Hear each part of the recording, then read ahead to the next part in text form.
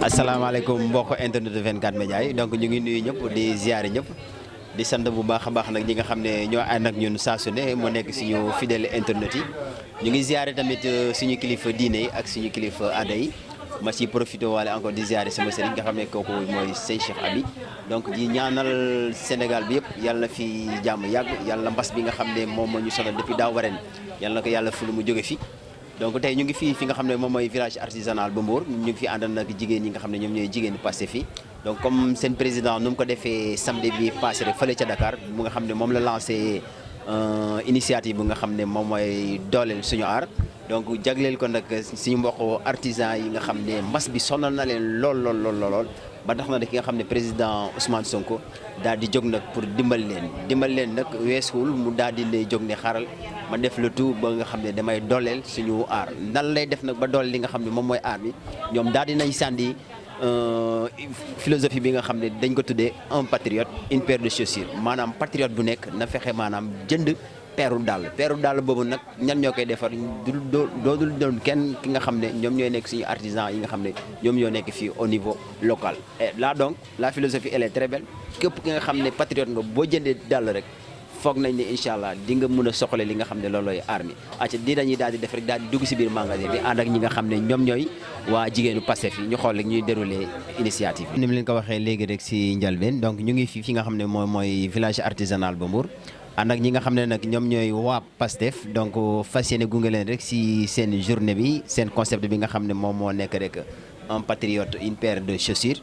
donc ñu ñëw fii si benn place fekk fii ab ndaw koo xam ne donc si la fekk baax si mim réew donc mu nekk suñu mbokku artisan dañ koy daal di bàyyi rek mu daal di présenté waa les places yu balaa ñëw daal di jàllandi si biir événement bi. acca sëñ bi yow noo tudd. man Aliou Gaye laa tudd. Aliou naka waa Mbour. waaw waa Mbour ñu ngi fi rek. waaw yow Aliou fekk nañ la fi nga xam ne moom mooy village artisanal bu Mbour bi yow yan kàddu rek nga mun a def ba wane fi nga xam ne moom mooy bërëb bi. waaw kàddu yi ma leen di woon mooy ñun ñu ngi fii ci village artisanal bi bon di liggéey depuis 2005 ñun ñu ngi fi di liggéey bon yàgg nañ fi nag ñun ñoo ouverture fii nii depuis 2005 bon ñu ngi fi nag di góorgóorlu comme d'habitude ku ne xam ne wàllum tourisme moom instant yi non moom neexul mais ñun tourisme lañ xam. tourisme la ñu xam consommer local la ñu xam ñun man du ma sol lenn lu mooy daal consommer local bon ñu ngi fi nag di daan suñu doole bon di respecter suñu ordre yi nekk suñu liggéey bon suñu liggéey parce que fii képp ku fi am place village artisanal bi mooy ñi nga xamante ne ñoo nekk professionnels yi nekk Mbour à partir Mbour donc nag ñu ngi fiy góorgóorlu mais l'essentiel daal instant bi moom tourisme moom sincèrement dañuy gën a fii di góorgóorlu rek mais honnêtement ku ne xam na ne Covid bi yàq na li mu yàq bëri na quoi mais nag yàlla noppi na yàlla moom noppi na ci lu ne voilà ñu ngi fi daal di góorgóorlu xamuñu dara lu mooy tourisme xamuñu dara lu mooy consommer local ay cordonnier lañ fii nag bëri na fi ay corps de métier am na cordonnier am na bijoutier am na bon ñu ngi koy waxateeti ñiy defar corne de jeu yi mooy suñu doyen Bàcc Sall aussi moom mu ngi fi bon bëri nañu ay doyen fii nag ay doyen bëri nañ fi ay professionnel am na fi kon donc fii daal lu ma la mun tax mooy ñu ngi fi daal ñun di daan suñu doole di daan suñu doole daal voilà loolu daal moo fi ne. waaw kaddu gu rafet na xam naa foofu noonu nga daal di tëjee rek dina am solo trop dinañ si ñëwaat bu soobee yàlla ci kanam mais Aliou fekk nañ fi place yi macha allah daal yi rafet na table yi fi fekk aussi macha allah loxo bi set na trop ànd ak professionnalisme ñu ngi si wàccaayu tabaski bi góor ñi nga xam ne ñi man lañ mel moom dañuy redoubler ba en daal ñoom dañuy jënd daal mais jigéen ñi moom dañuy jënd daal jandal booy tamit dañuy jënd daal waaw ma fekk fi daal yi macha allah yow ku soxla woon par exemple tey sa place nan lay def ba mën a yegg si fii sama place ku ko soxla woon ba mën a yegg si fii bon da ngay jël sama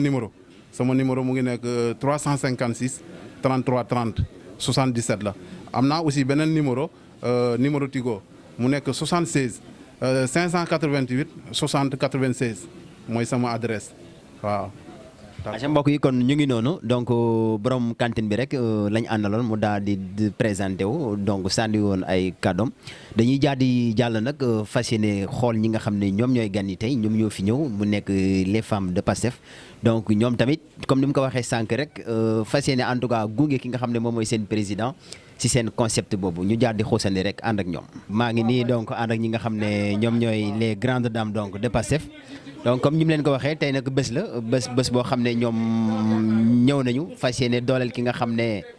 moom mooy seen président di Ousmane Sonko parce que kenn umpalewul ne weekend bi passé muy samedi président Ousmane Sonko donc wàcc na si mbeddu Dakar yi fi nga xam ne moom mooy Médina donc fas yéene dimbale ñi nga xam ne ñoom ñooy artisans yi loolu nag lu ko mëbët mooy lan kenn umpalewul tamit ne Covid bi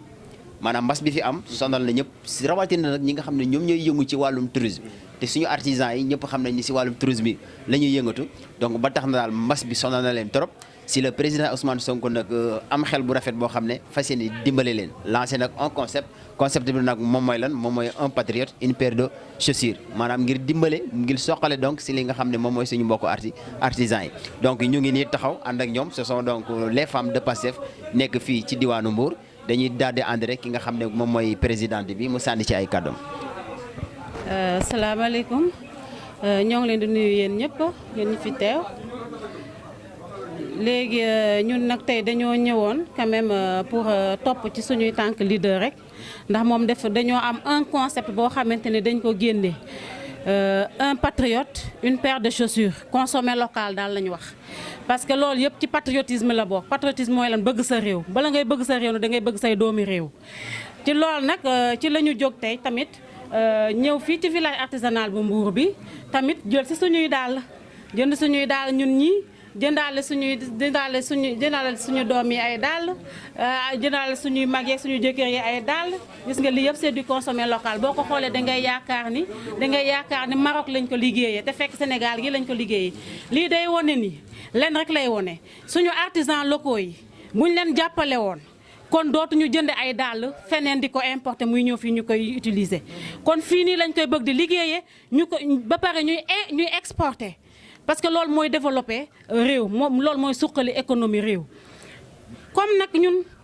suñu yéen rek lañ am yoruñu gafaka réew yoruñu ay lenge réew lu ñu mën a def mooy joxe suñu idée suñu xalaat bi nga xam ne moom lañ ko am nañ droit partager ko te mu mën a jëriñ ñëpp moom la ñu def moom la président Ousmane Sonko def lan la def nee na ku nekk daal na nga jënd sa peeru daal boo ko mënee. un patriote ñun ñi nga xamante ni sax nous sommes des catholiques man personnellement sama daal moom mi ngi nii kenn du ko kii samay daal yi laa jënd xam nga ni yii la ñuy jënd ci vitrine yi ñu jóge ay Dubaï ñu jóge ay Maroc bii nag fii lañ ko liggéeyee Sénégal gii Mbour gii lañ ko liggéeyee ça veut dire que koo xamante ni nag boo dee yéegagoo jëlagoo réew mi ngay am yenn idée yi kooku macha allah bés bu jëlee réew mi ñëpp dinañ ci gis seen bopp artisan yeeg ñiy defar cordonnier ñiy defar daal yeeg ñiy defar bijou yeeg ñiy defar sër yi tout ça parce que ñun yenn saa yi dañuy dem ay ba ay Burkina sax ñuy jënd ay pagne tissé alors que ñun sëru njaago yi ñuy am fii buñ leen jàppale woon ñu am de vrai mortier dinañ mën a defar ay sër yoo xamante ne ñun dañuy bëgg di exporter comme les Burkinabés le font parce que ñoom seen pagne yi ça se vend cher ici au Sénégal te man par exemple ñun dans le milieu sérère on fait ces pagnes là paañ yooyu lañu mais c'est-à-dire mais xëy na le matériel la ñu amut ci loolu nag mbégte la ñu am nag ndax bu ñu ñëwee fii ci village artisanal wax dëgg yàlla jàppale nañu ils nous ont ouvert la porte tamit ñu mën a gis lu ñu mën a def dem nañ ba gis ay cordonnier dem nañ ba gis ñuy defar ay lam on a tout visité donc ci la ñu atte jërëjëf. waaw kon sëñ bi man ma wax ko rek parce que man ay temps xam naa moom daan naa dute sax maanaam si maanaam seen wàllu xarañte mais tey bu ma duggee fii si place bi gis daal yi gisoo xam naa bokk naa bi sax bu ñuy dem dañ koy daal di yóbbaale rek macha allah professionnalisme bi. donc loolu ba tax na rek moi je me dis que est-ce que foofu noonu président ki nga xam ne président Ousmane Sonko est-ce que foofu amul message boo xam ne moom lay lancé comme quoi que est-ce que newul ne xëy na expérience baa ngi fi le savoir-faire baa ngi fi mais ce sont les moyens qui manquent. effectivement ndax fii nii compétence rek a fi nekk xam-xam baa ngi fi mais c'est juste que dañoo soxla ku leen jàppale. Ils ont juste besoin de moyens ils ont juste besoin qu'on les aide qu'on les encadre en quelque sorte dañoo soxla rek ku leen encadrer ñii bu ñu leen encadrer dootuñu jënd nee naa la dootuñu jënd daal feneen parce que lii nii man je ne pensais pas que lii nii Sénégal lañ koy liggéey man lii boo ko dugaloon dans les ci ay boutique tey boo man ne damay yaakaar ay Maroc lañ koy jëndee ay c'est importé fekk fii lañ koy liggéeyee Sénégal njaay gii Mbour gi c'est du consommé local lii nag bés bu ñu leen jàppalee yokk seen dooleel seen métier bi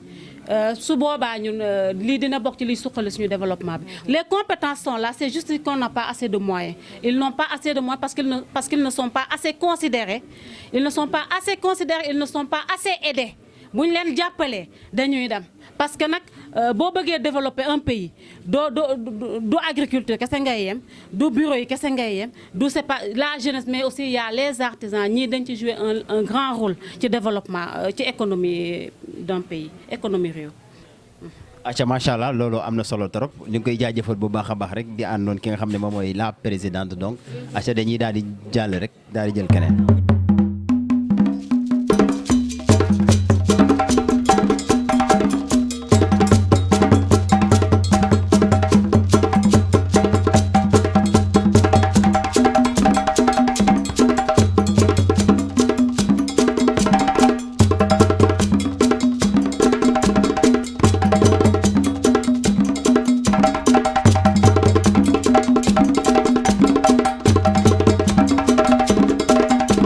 donc ñu ngi fii ci place bi ànd rek ñi nga xam ne ñoom ñoo fi liggéey dañuy daal di jox kàddu gi rek kenn ci liggéeykat yi fi nekk aca sëñ bi na nga tudd. asalaamaaleykum man maa ngi tudd Amadou Thiam yéen a ngi fii à Mbour Iris Dor bon ma nekk fi ku ñuy wax ak Abdou Khadre Diop muy sama collègue ñuy liggéeyandoo donc ensemble vraiment ngeen fekk si ñu tey indil ñu loo xamante ni lu ñu neex la loo xamante ni tout le temps pratiquement dañ ciy liggéey donc di ci xeex muy consommé local bi ngeen xamante ni donc moom ngeen wax ngeen ñëw nag ci benn secteur boo xamante ni mooy secteur artisanal ñun ñuy yëngu ci wàllu bijou donc ku nekk xam na bijouterie donc métier la boo xamante ni bu noble la bu valeur la vraiment boo xamante ni bu riche la parce que li ñuy wax muy xeetu diamant ak per ku ko bëgg donc su ñun ngay ñëw tey mu nekk secteur boo xamante ni baax na trop lu ñu naw loola donc partout dans le monde mais mu yàqu fi yàqu bu métti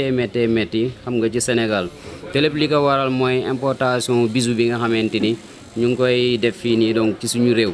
li nga xamante ni ñun mën nañ ko liggéey di ko def ak suñuy loxo tey dañ koy def ci ay machine donc di ñu ko indil donc tey mu nekk loo xamante ni vraiment lu doy waar la loo xam ne mu ngi yàq secteur bi xaj na ñun xaw nañ tane mais suñuy doom ak suñuy jarbaat amuñu métier amuñu métier suñuy doom ak suñuy jabar donc amatuñu métier parce que liñ doon liggéeyatuñ ko parce que tey li nga war a liggéey tey ñu ngi koy importer di la ko indil donc kon booy lu ñu mën a sax am temps donc xam nga pour jàngi métier léegi au bout de temps kenn dootu mën a defar jaaru mbala nga defar lam parce que temps bi ngay def pour defar jaaru mbala lam donc nit ñi dañuy dem donc jënd ji ko feneen donc kon jàngati métier lu mu ñuy jariñ jàngati métier suñu doom yi jàngi métier mbala suñu jarbaat yi bon à la fin boo xoolee donc dootu jariñ dara donc loolu lu ñu war a moytu la quoi donc franchement lu ñu yàgg di xeex la tey ngeen ñëw fii donc di def interview ñu si wax suñu xalaat di leen wax ne xeex boobu ñun képp koo xamante ni dañ ci woo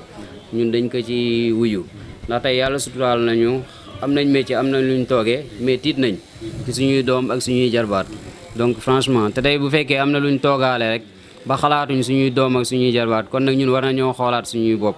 war nañu xoolaat suñu bopp bu baax a baax réew mi nag jot na fi mu toll nii pour ñu pencoo wax dëgg fa yàlla ñu toog xool ci yenn secteurs yi waxtaan ci bu baax a baax nañ lañ leen war a donc dimbalee pour ñu dellu donc fa ñu nekkoon voilà donc parce que tey jii nii pratiquement fii nii Mbour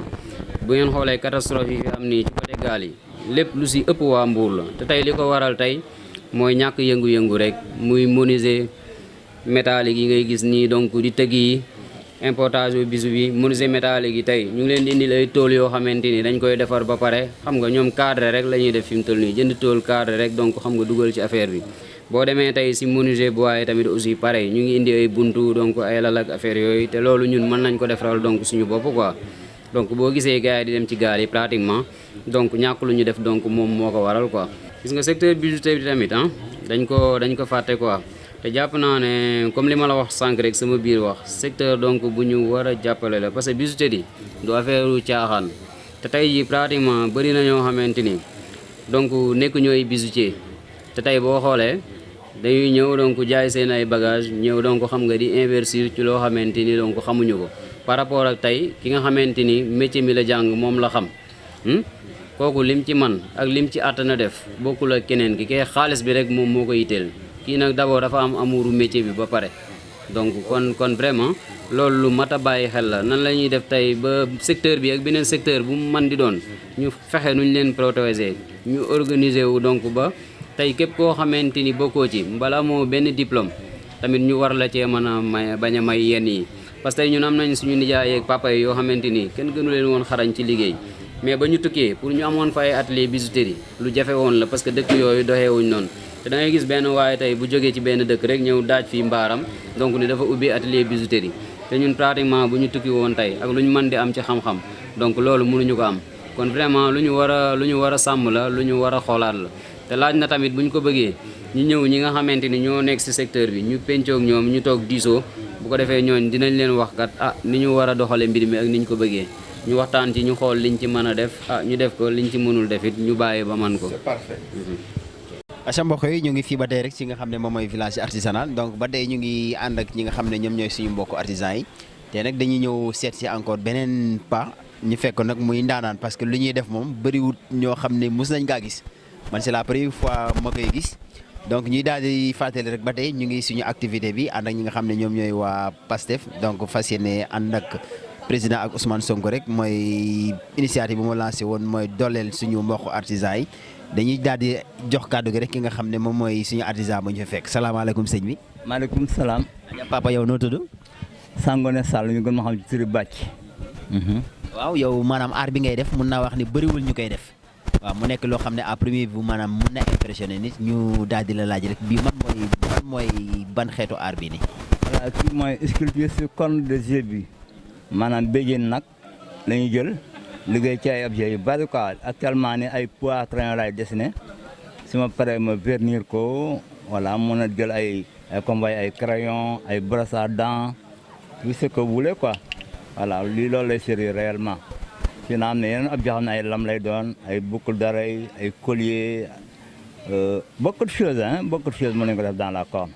voilà. kon fii maanaam nag daal daa mel ni newul yàpp gi rek am solo sama baay man dama foogoon ne nag maanaam boo jëlee yàpp bi leneen ni moom amatul solo waaye tey gis naa ne béjjén yi sax daa mel ni ñoo gën a am solo li nga xam ne moom mooy yàpp bi. actuellement ay difficulté danañu am sax pour am béjjén parce que chinois yi dañu koy récupérer je ne sais pas lu ñu koy fabriquer maintenant il faut courir derrière bu njëkk naa dem ci àll bi for béjjén mais léegi non il faut acheter la paire à 500 francs bon da nga ñëw sax des fois doo am parce que chinois yi dañuy joxe xaalis bu bari ci boucherie yi jënd corne yëpp donc des fois da nga am difficulté am ay corne donc ça devient difficile mais voilà on fait avec. waaw tey ki nga xam ne moom mooy président Ousmane Sonko rek lancé benn initiative bu am solo mooy mu nekk loo xam ne tuddee na ko dooleel ñi nga xam ne ñoom ñooy artisans yi donc mu lancé na ko ne patriote bu nekk na jënd benn paire de chaussures te sax ñu yaatal ko yemul rek si ñi nga xam ne ñoom ñooy defar daal yi képp koo xam ne artisan nga rek maanaam ñu ngi la bëgg a dooleel yow ban xalaat nga am ci initiative président Ousmane Sonko boobu. Moi, je trouve que c'est une bonne chose. Pour la première fois, un responsable politique jóg wax vraiment de façon positive ci artisanat parce que yàgg nañu dégg lu ne mais ku ci wax ko de façon parce que artisan li nga ko mën dimbale mooy jënd li muy produire man ce que je produis là c'est localement fait dama koy signé Sénégal pour c'est fait au Sénégal c'est moi-même qui l'ai fait donc c'est original mën a def ay crayon ay lunettes donc imaginez porte-stylo bureau bu nekk jëndal ma benn porte-stylo ça je deviens vraiment un artisan stable mën a jël yeneen nit sax former leen et puis entre parenthèses man formateur la dem naa ba Cameroun former des Camerounais on m'a payé de l'argent dagal ma billet bi ak lépp mais malheureusement Sénégal xamuñu cette valeur là parce que dama ñëw presque félicitations sax aw ma ko ni remerciement voilà donc déjà je vois que ne l'artisanat nekkul fi mu war a nekk et puis ñaar dañu war a réformer l'artisanat parce que ñun ñu ngi dox toujours ak SOSEPRA Société nationale de promotion artisanale ça c'est depuis 1960 loi boobu moo régir la chambre des métiers finalement donc le mode d'élection des chambres des métiers ak la façon de décerner des cartes artisanaux jaarul yoon n'importe qui est artisan léegi or que non ñu bari fii c'est pas des artisans mais c'est des marchands d'art donc ils exploitent les artisans parce que dañuy ñëw ñun amuñu moyen produire ñun jaay dans des prix bidons ñoom ñu jaay à des prix supérieurs donc on va jamais développer on va toujours en arrière mais état bu fekkoon am nañu rek comme ni président Sonko wax man Sénégal bu nekk rek bu ma jëndee un pot à crayon un bracelet mais tout de suite dinaa commencé mën a développer suma liggéey améliorer jënd outil yaa liggéey mais c'est ça le cas donc maintenant daal pour être franc voilà donc Sonko je l'encourage ci li mu def nii vraiment initiative bu baax la parce que li ñu bëgg mooy bëgguñ koy xaar ba nekk président de non il faut commencer dañu woon loo xam lii dañu am yaakaar ne yow boo nekkee président il faudra plus que ça mais xaar ba bu ma faloo dinaa leen là c'est bidon man j'aime bien président boo xam bi day def dara bu faloo ma am yaakaar ne waa faire plus donc gëm naa ne lii comme moom commencé na lii nekkul président yàlla na nekk président mais boo ko nekk c'est sûr qu'il va aller beaucoup plus loin que ça voilà donc loolu laa gëm daal ay acca macha allah wax ji rafet na kon mu ngi noonu jërëjëf di leen di gërëm bu baax a baax.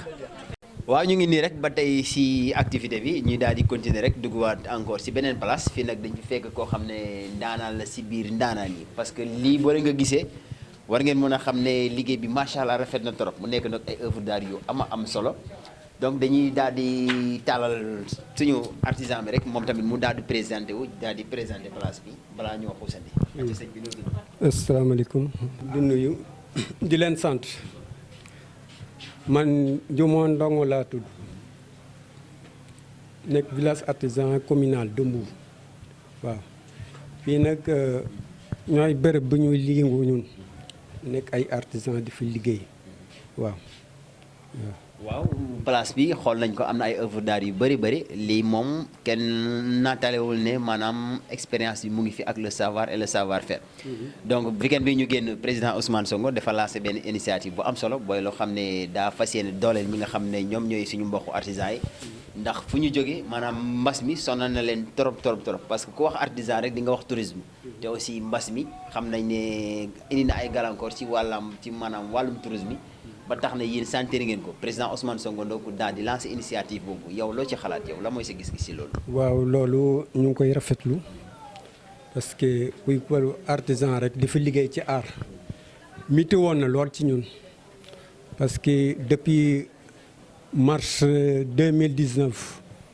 mën nañu wax gisuñu ay clients parce que ñun ci wàllu tourisme la ñuy liggéey. su liggéey boobu dafa xaw a arrêté parce que lu ko waral mooy mbas mi ñu xam ne Covid bi ñëpp la laal ñu nit ñu nangu xam ne ndogale yàlla la ñu nekk ay artisans muñ ko xam ne ñun ci village bi la ñuy yëngu chaque jour nag ñu ñëw xëy si di xool mais clients yi daal mooy loolu. am na ndimbal boo xam ne nag jotoon na fa jaar ci ministère du tourisme. am na ñu ci jot am na ñu ci kii mais jot nañ ci am na boo xam ne jóge na ci ministère de l'artisanat am na ñu ci jot am na ñu ci jotul ñu ngi koy rafetlu ñuy lancé it loolu Ousmane Sonko def it moom lu rafet la parce que ku yëngu ci aar rek boo xool jafe-jafe yi ñu dund temps yi rek nga xam ne rek vraiment soo yërëmee ay doomu aadama rek war nga ñuy jàppale waaw parce que mbas mi moom sonal nañu lool parce que heure bi da doon fekk espagnol yi ñëw waaw ñu nekk ci base saison boo xam ne saa waay fii yëpp da doon fees ak espagnol parce que vacances yi la waaw mais nag comme mbas mi moo tax moom ñooñu yëpp gisuñu leen ah bi ñu saali dañu xam ne ndogale yàlla rek dañ koy nangul yàlla it xam ne yàlla moo ñu ko fekk ñu nangu ko it waaw di ñaan yàlla it moom lii su ko jëlee it moom lu baax la ci Sénégalais yi ñun artisans yi dañ ci kontaan gis ci suñu bopp xam ne moom vraiment yoon boobu mu jël it moom rafetlu nañ ko fait am na ambition pour jàppale artisans yi ñu gis-gis boobu gis-gis bu rafet la ñu ci rafetlu it di leen gërëm di leen sant parce que wàllu artisan su ngeen ñëwee rek defal ñu interview wër village bi xool produit yi ñu liggéey rek loolu suñu mbégte la suñu contentement la dañuy rafetlu affaire bi merci. waaw mu ngi noonu mbokk yi lii lañ leen indiloon ma leen di fàttali rek ñu ngi àndoon ak suñu mbokku jigéen yi nga xam ne ñoom ñooy waa jigéenu Pastef ñoom nag ñu fas yéene indi seen doole tamit comme ñëw ànd ak seen président bi nga xam ne moo lancé initiative boobu nga xam ne képp koo xam ne nekk nga Sénégalais rek bugg sa dëkk même nga ñàkk nekk patriote wala feneen ak feneen je pense que war nañu rafetlu idée bi parce que artisans yi ñeneen ak ñeneen ñoo ci ñëpp suñu mbokk la c'est nous dans nous donc tey boobu bu ñu gisee président Ousmane Sonko donc mbébét daal di indi donc li nga xam ne moom mooy xalaatam ak mëninam ngir dimbale leen ngir soxali seen liggéey donc amuñu dara loo xam ne dañ ko war a rafetlu donc ñu si gërëm bu baax a baax ñi nga xam ne ñoom lañ si àndaloon di remercier présidente la présidente di coordonnatrice au niveau départemental donc ñu ngi koy jaajëfal bu baax a baax ak ñi nga xam ne jigéenam yi tamit ñoom la àndal ma si profité waale rek di gërëm bu baax a baax suñu mbokku internet yi di gërëm waa Brésil ñoom ngeneen ñi ñu ngi leen si woo tamit si li nga xam ne moom la président Ousmane Sonko lancé kaay leen jënd si dàll yi waa Brésil waa États-Unis waa Chili donc waa France ñëpp ñu ngi leen di en tout cas lancé appel boobu noonu mooy ñi ñëw dimbale daal en tout cas suñu mbokku artisans yi donc ñu ngi leen di gërëm bu baax a baax di lay jox di daje ba beneen yoon incha allah. baa ngi ne marché bi salte nee na ma ngi mel ni suuf si dama jël sama morom ma jox jardin public baa ngi nii jardin public on la vend voilà fini voilà ay promoteur yi nga xam ne fële lañ jaay Sonko dañoo am ci moom yaakaar rek moom yaakaar parce que moom nit la bi nga xam ne dafa luñu dara nag mais nit ci boppam nit ku nite la Sonko dafa nite parce que dama xam ni ñuy dund waaw fii ñii c'est day gis la ko